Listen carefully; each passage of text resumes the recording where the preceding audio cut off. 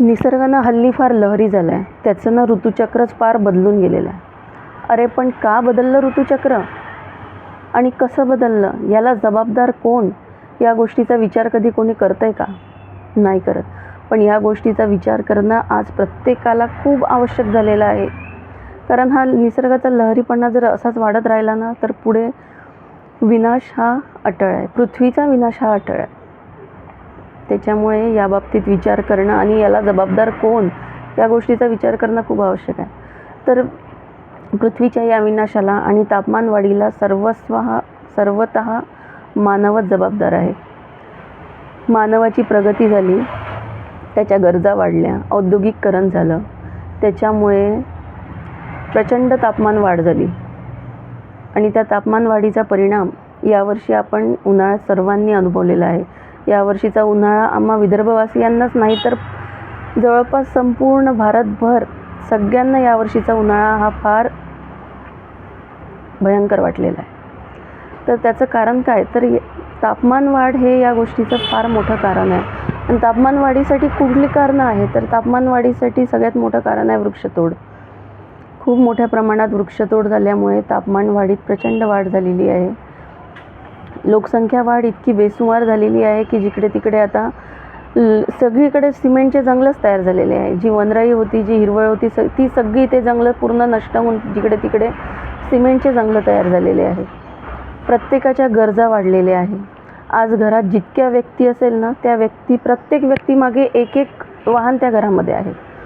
आपण सामूहिक वाहतुकीचा वापर कमी केला आहे किंवा सायकलचा वापर कमी केला आहे. पूर्वीच्या काळी एवढी वाहनं होती का? पूर्वीच्या वेळी एवढं प्रदूषण, एवढं तापमान वाढ पण नव्हती, कारण त्यावेळी ह्या गोष्टी नव्हत्या.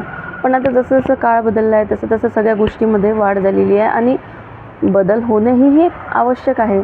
पण त्याचबरोबर जसे बदल होतात तर त्या बदलांना स्वीकारण्यासारखी परिस्थिती निर्माण करणं, वातावरण निर्माण करणं पण तेवढंच गरजेचं आहे.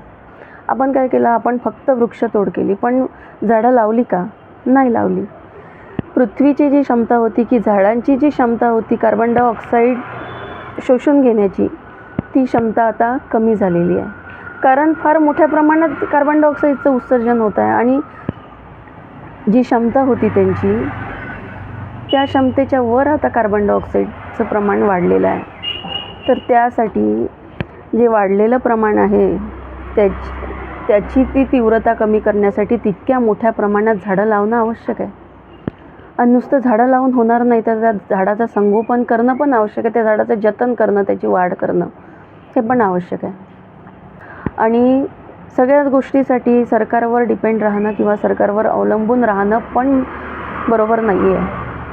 कारण विचार करा, आपल्याला आपल्या 4 लोकांचं कुटुंब चालवणं एवढी अवघड गोष्ट आहे, तर सरकारला तर एवढ्या करोडो जनतेचा देश चालवायचा आहे. त्यांनी पण कुठे कुठे पाहावं.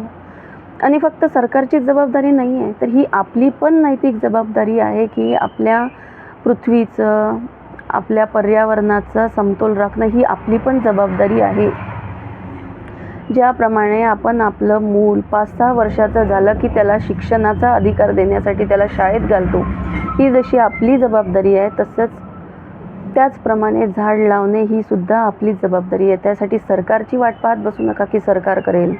झाड लावणं ही सुद्धा आपली नैतिक जबाबदारी आहे आणि हे आपण समजलं पाहिजे.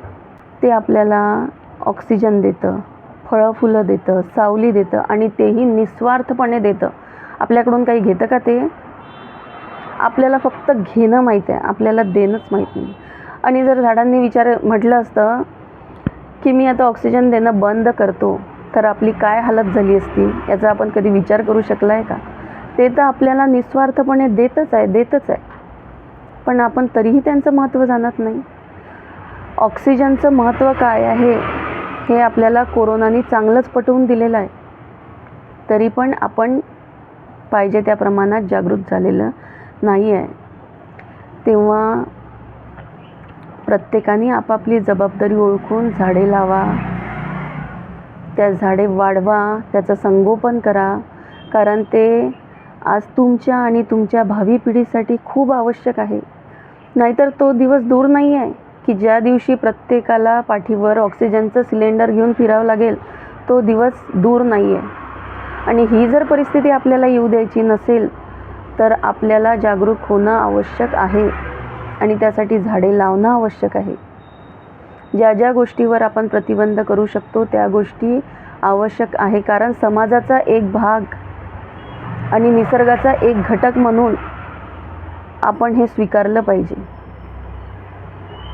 तेव्हा प्रत्येकाने झाडे लावा, ती वाढवा, त्याचं संगोपन करा, त्याचा आपल्यालाच फायदा आहे.